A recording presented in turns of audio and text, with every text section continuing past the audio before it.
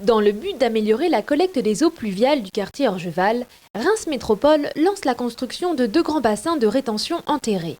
Un premier bassin, site Fontpâté, d'une capacité de 10 400 m3, et un second bassin complémentaire, site Neuchâtel, d'une capacité de 2 800 m3. Le système d'assainissement de l'agglomération est dit séparatif, c'est-à-dire que les eaux sont collectées selon leur nature dans 2 réseaux distincts, eaux usées et eaux pluviales. Les eaux usées sont les eaux rejetées après usage dans les maisons ou les industries.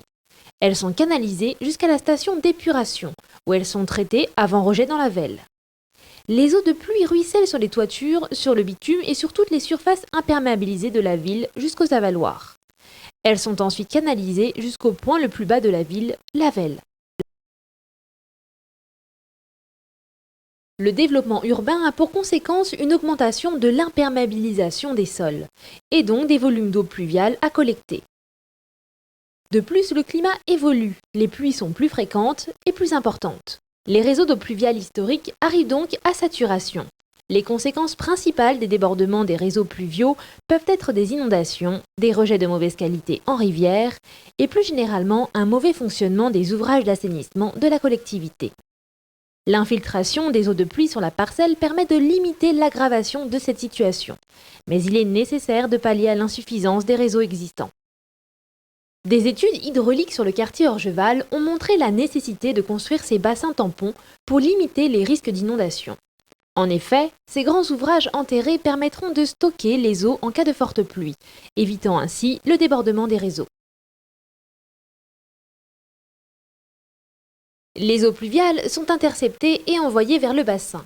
Un dégrilleur permet de retenir les déchets flottants avant l'arrivée dans le bassin. Les eaux sont stockées quelques heures afin de retenir la pollution par décantation. L'orage passé, la vidange du bassin peut commencer.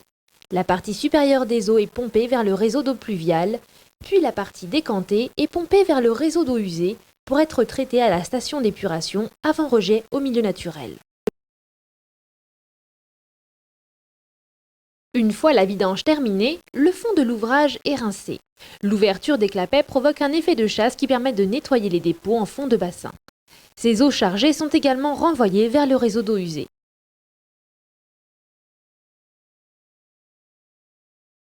Le mur périphérique des bassins est réalisé grâce à la méthode dite des parois moulées.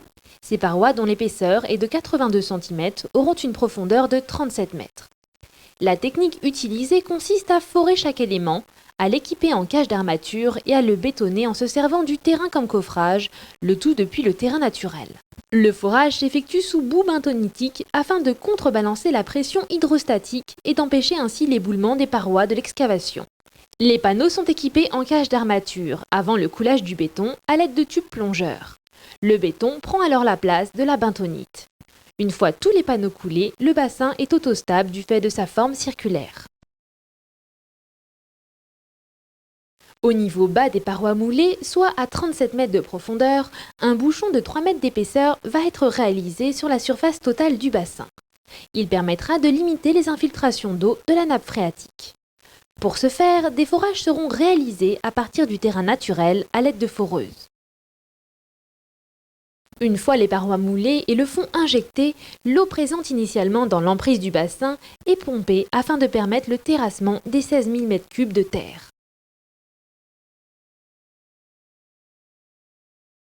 Les 170 micropieux servent à la fois de fondation au radier du bassin, mais également à empêcher le soulèvement du radier du fait de la poussée hydrostatique.